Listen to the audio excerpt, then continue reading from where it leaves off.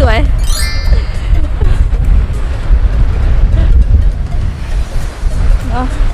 ทะเลอังกฤษใส่ได้แค่เสื้อหนาว no bikini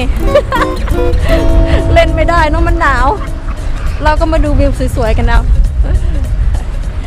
ดูฝั่งตรงนี้บ้างฝั่งตรงนี้ here น่าจะเป็นแม่น้ำตรงเนี้ย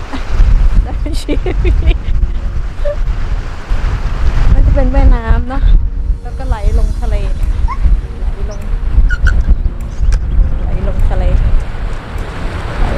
น้ำ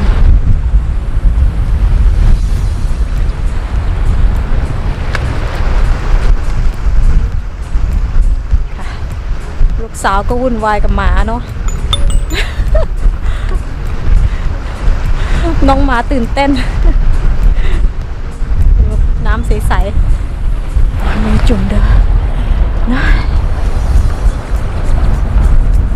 อุ๊ยน้ำไม่เย็นมากนะแต่น้ำใสนะเนี่ยน้ำใสมากเลยแล้วก็จะไหลไปทะเลเนาะเดี๋ยวให้ดู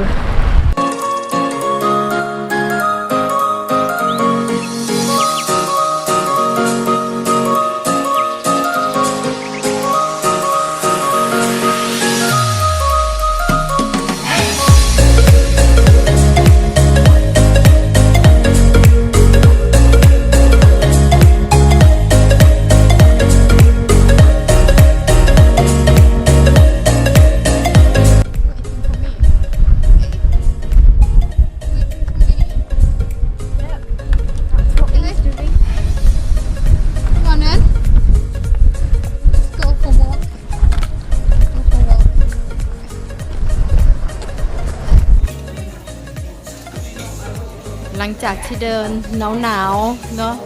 ที่ไหนทะเลใช่ไหมไปดูทะเลหนาวตอนนี้เราก็มาอยู่ที่อุ่นๆเนาะก็จะมีนี่ไงมีไฟผิงอุ่นๆแล้วก็มีน้องหมานอนอยู่นู่นแล้วน้องหมาของเราอยู่ใต้โต๊ะ Should have brought this little bowl. โอ้ยตอนนี้ก็รออาหารอยู่หลังจากที่เดินกันเหนื่อยๆมาแล้วเนาะก็เติมพลังกันหน่อยเนี่ย what you having มาสันเนี่ย สารยาน่ากินไหม มากิน เป็นไง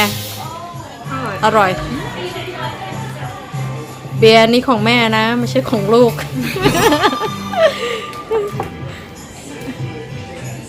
ของตุ้ยก็มีเนี่ยเป็นหอมหัวใหญ่ มันฝรั่งทอดแล้วก็มิกซ์กริล